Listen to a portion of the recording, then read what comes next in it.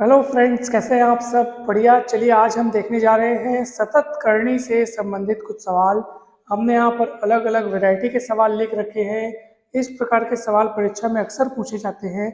हम इनको दोनों विधियों से बनाएंगे, अर्थात एक सिस्टमेटिक विधि और एक शॉर्टकट विधि।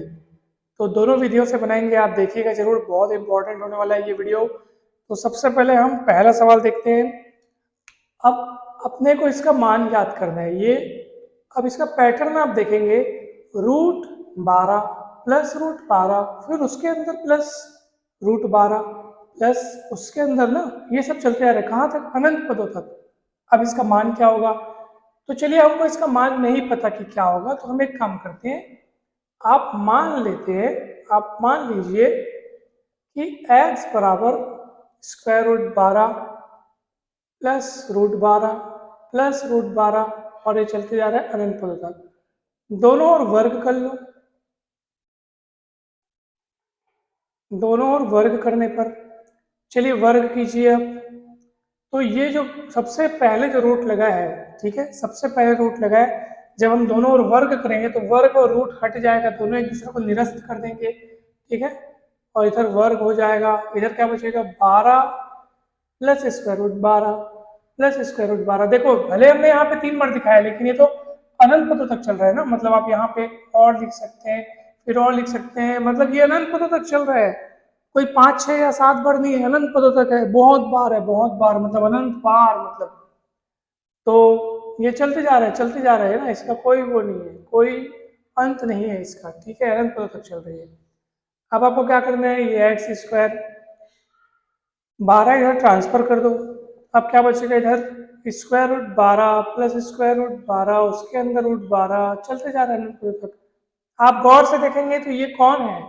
ये तो यही चीज है, यही चीज है ये, है ना। भले हमने यहाँ पे इसको लिख के दिखाया था कि ये बहुत बार है, लेकिन ये वही चीज है, ये भी अनंत पदों तक जा रहा है, तो ये भी अनंत पदों तक जा रहा है, ठीक है। ऐसा ना कहिएगा कि सर आपने यहाँ पे 4, 5, 1, 2, 3, 4, 5, 6 बार लिखा था, यहाँ पे 3 बार है, ऐसा नहीं है। ये भी अनंत पदों तक जा रहा है, ये भी अनंत पदों तक जा रहा है। अगर यहाँ पे हम लिख भी देंगे और यहाँ पे नहीं लिखेंगे, तब भी ये दोनों एक ही चीज है, क्योंकि आप देखो ना, ओवरऑल ये कहाँ तक जा रहा है? अनंत तक जा रहा है, इसका कोई और छोड़ नहीं है। तो देखा जाए तो ये वही है, और वो कौन है? वो x है। ये और ये सेम है, और ये कौन है? ये x है। तो इसकी जगह अब हम x रिप्लेस करेंगे, ये x, और ये x को ट्रांसफर करेंगे, x² माइनस x माइनस 12। अब इसको सॉल्व करेंगे। ऐसी कोई दो संख्याएं बताओ जिनको गुणा करने पर -12 आता हो और उनकी जोड़ घटाने से -1 तैयार होता हो। तो वो दो संख्याएं हैं -4 प्लस 3। क्यों? क्योंकि -4x प्लस 3x आप सॉल्व करेंगे तो -x आएगा, और -4 और 3 को गुणा करेंगे तो -12 आएगा। x कॉमन निकलेगा, x -4 हो जाएगा, 3 कॉमन निकलेगा, x -4 हो जाएगा, फिर इसमें से x कॉमन निकलेगा, ये x प्लस 3 हो गया, इधर x बचेगा, इधर 3 बचेगा, x -4 कॉमन, तो इधर x बचेगा, इधर 3 बचेगा। अब दोनों को अलग अलग 0 के बराबर रखेंगे।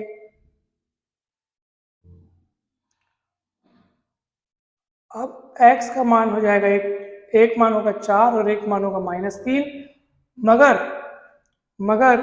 -3 वाला जो मान है, मतलब नेगेटिव आंसर आपको स्वीकारना नहीं है, उसको अस्वीकार्य कहना है।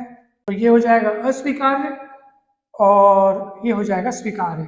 माइनस वाले मान को आपको अस्वीकार करना है और प्लस वाला मान आपको स्वीकारना है। तो कितना मान आ गया इसका? 4, ठीक है। ये इसका आंसर हो गया। अब इसकी शॉर्टकट ट्रिक क्या है, सुनो।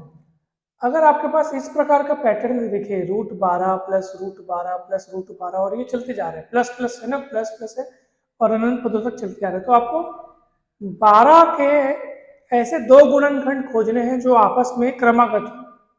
जैसे 3 और 4, 3 के बाद 4 आता है ना भाई, लाइन्स, मतलब क्रमागत है, मतलब ये दोनों में 1 का अंतर है। तो 3 और 4 दो गुणनखंड हो गए, इसमें से जो बड़ा वाला गुणनखंड है, यानी कौन? 4, वही उसका उत्तर होगा,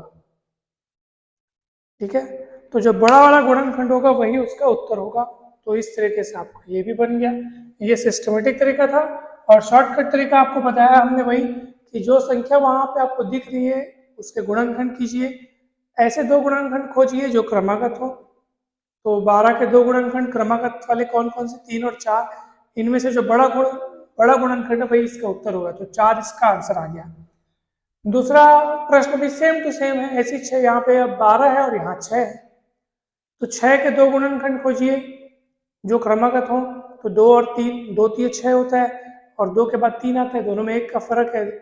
तो अब 2 और 3 यानी इन दोनों गुणनखंडों में बड़ा वाला कौन सा है, तो बड़ा वाला 3 है, तो इसका आंसर आ गया 3। अब ये वाला सवाल किस तरह अलग है इनसे, यहाँ प्लस प्लस वाला पैटर्न है, यहाँ माइनस माइनस वाला पैटर्न है। इसको भी आप, इस सवाल को भी आप ऐसे ही सिस्टमेटिक सॉल्व करेंगे ना तो आप आंसर पाएंगे जरूर, ठीक है।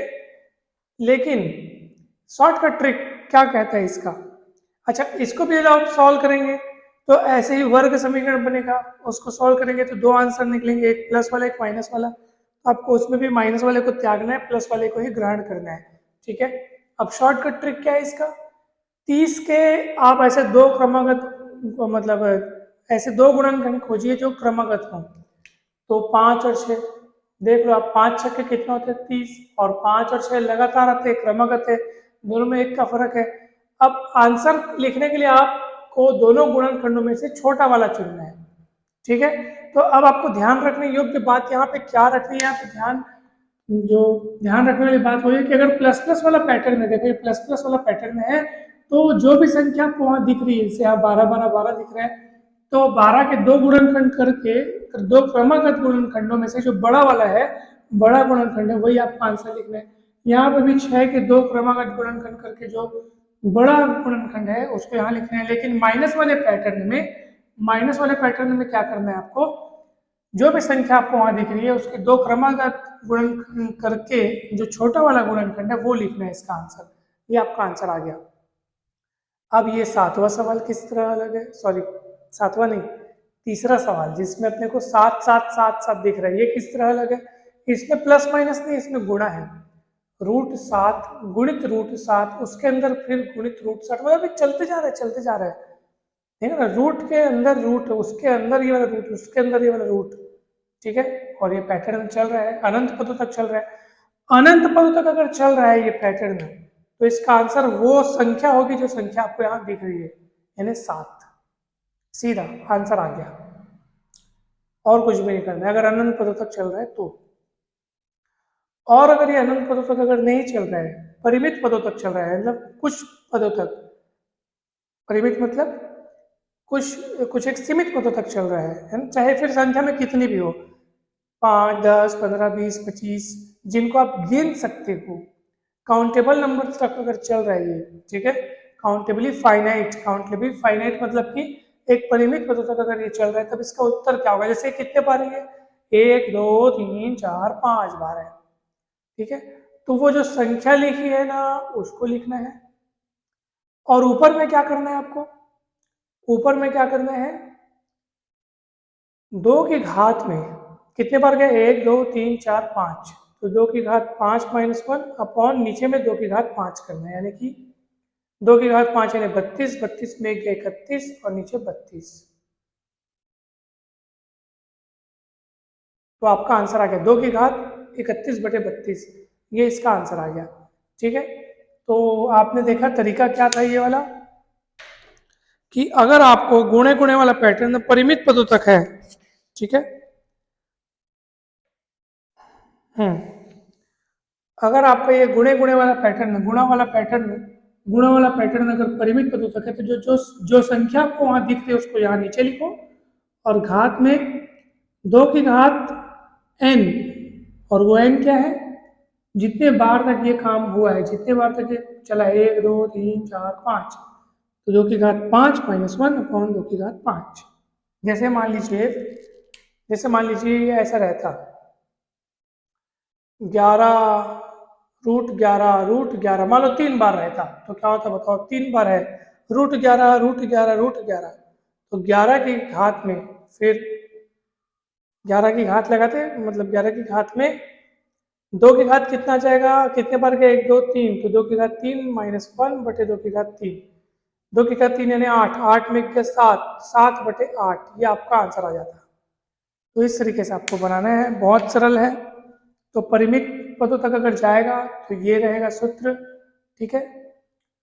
और अगर ये अपरिमित पद यानी अनंत पद तक जाएगा तो जो संख्या दिखेगी वही आपका आंसर होगा।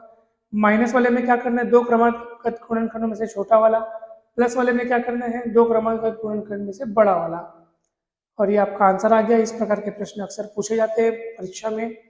अगर आपको ये बहुत अच्छा लगा हो, ये समझ में आया हो, तो वीडियो को जरूर लाइक करें, चैनल को जरूर सब्सक्राइब करें और वीडियो को शेयर करें। बहुत सारे टॉपिक्स के वीडियो आपको इस चैनल में मिल जाएंगे।